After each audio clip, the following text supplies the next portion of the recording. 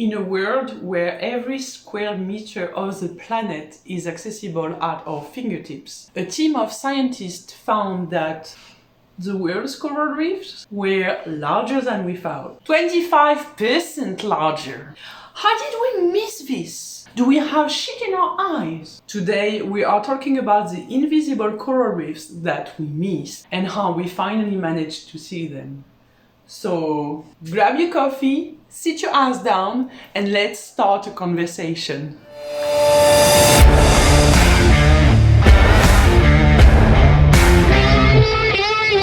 You know what a coral reef is, isn't it? But I still shall give you a little reminder. Coral reefs are underwater ecosystems made of hard reef-building coral. They belong to the class Anthozoa and are related to jellyfish and sea anemones. But corals secrete a hard skeleton made of calcium carbonate, which gives rise to a coral reef.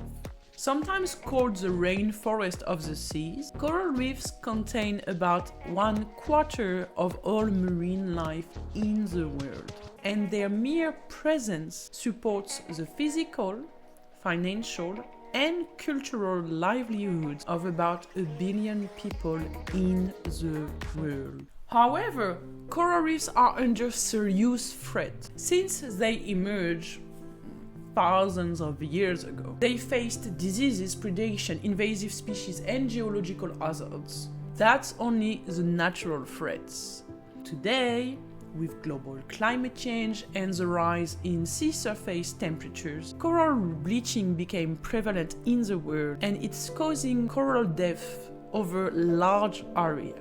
To top that, ocean acidification makes it more difficult for corals to create the hard exoskeleton that is the basis of a coral reef. So the overall picture is not looking so good, although there is a lot of conservation efforts to save the coral reefs.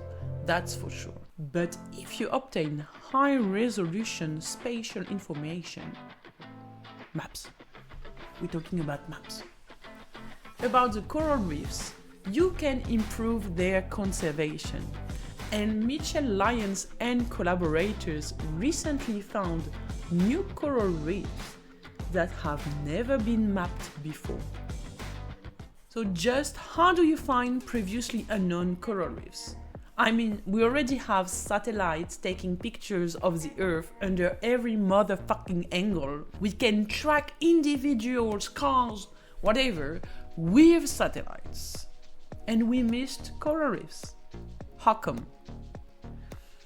If you try to look underwater, even in the shallows, with a satellite that's over there in space, that's another pair of sleeves. So in order to map coral reefs, scientists would rely on data from many different sources before there was even a global coverage of high-resolution satellites. This was making it harder to assess the full extent of coral reefs with certainty. But nowadays, the resolution of satellite data is so great that we can observe corals as deep as 30 meters down. And it's not only coral reefs we can observe like that, but any shallow marine ecosystems such as seagrass meadows, where the little turtles come and eat, or kelp forests. So Mitchell and his team combine high-resolution satellite images with machine learning and the direct observations of over 400 individuals and organizations disseminated around the world, and they found the missing coral reefs on our planet, covering an area as big as Ireland. So this feat would not have been possible without the involvement of AI, artificial intelligence, and computers. Machine learning is a field of study that aims to develop statistical algorithms that can learn from data we intentionally feed them. That's the training part. And then generalize to unseen data without us having to mingle. In this case, machine learning techniques chewed through the 100 trillion pixels of the images taken by two satellites, Sentinel-2 and Planet Dove CubeSat. to accurately predict where the coral is and then where the coral isn't.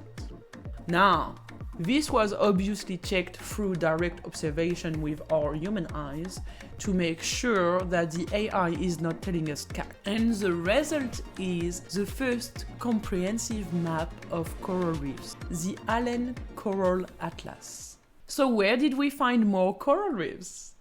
If you think it's in a new, unforeseen, exotic place, spoiler alert, it's not. Let's start by talking extent. With this recent mapping effort, shallow coral reefs have been demonstrated to cover 348,000 kilometers square, which is about the size of Germany. That only corresponds to 0.1% of the surface of the ocean. Not much, huh? And we did not find new coral reefs in new places. No, we did not. We just noticed that the current size of the coral reefs we already knew was under-evaluated. That's all. Like they are the same. The coral reefs are at the same spot. This is just bigger than what we thought, like 25% bigger than what we thought. That's all. But that's not all. That's not all this large-scale collaborative work is giving us. When you investigate coral reefs, what we didn't have on a global scale was detailed maps. And now, the Allen Coral Atlas gives us 3 levels of details with a resolution down to 5 meters all around the world. First, the ecosystem level. So seen from space, corals look like light areas surrounded by the dark, deeper waters. That's what you see on Google Maps or Google Earth. Second, the geomorphic details, or what does the area within the coral reef look like? This is divided into several very specific categories, such as sandy lagoon, reef slope, outer reef, reef crest. These are part of the coral reefs, and different portions of the coral reefs will host different kind of species. For example, on the reef slope, you might have more sharks because the water is deeper there, and that's where they can hunt. Inside the lagoons, you can have animals that prefer a more sheltered environment and that will use the actual corals to hide, for example, crustacean, crabs, you name it. Third, the benthic substrate detail. This shows us what the seafloor is actually made of and if it's suitable for corals to grow. Indeed, corals cannot grow on sand. This is not possible because they require a hard surface for the larvae to stick. So if the seafloor is made of rubble, existing corals or rocks, then we're good to go. Why does it matter? You cannot save the coral reefs of the world without knowing where the fuck they are, how large they are, and what's under them.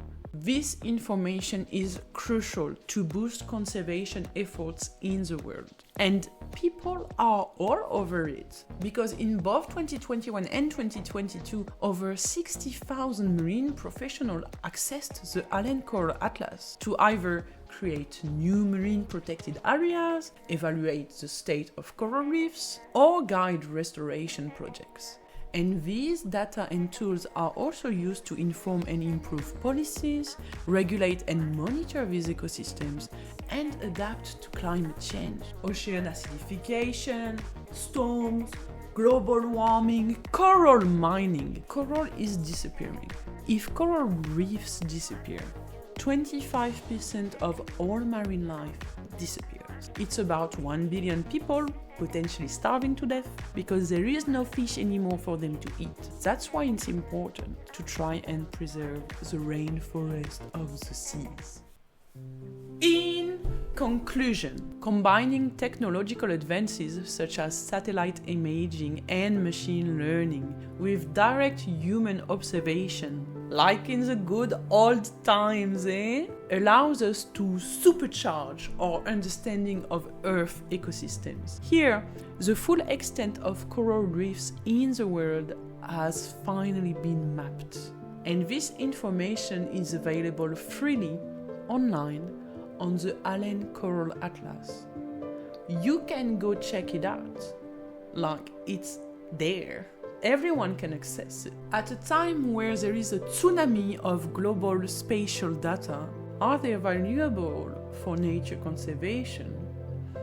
Well, this project demonstrates that local knowledge and global scale imaging can flow together to update our knowledge and allow us to preserve our environment. And that's a wrap. If you enjoyed this episode, don't hesitate to like, subscribe, and share to help the channel grow. And now, between us, ciao, bye!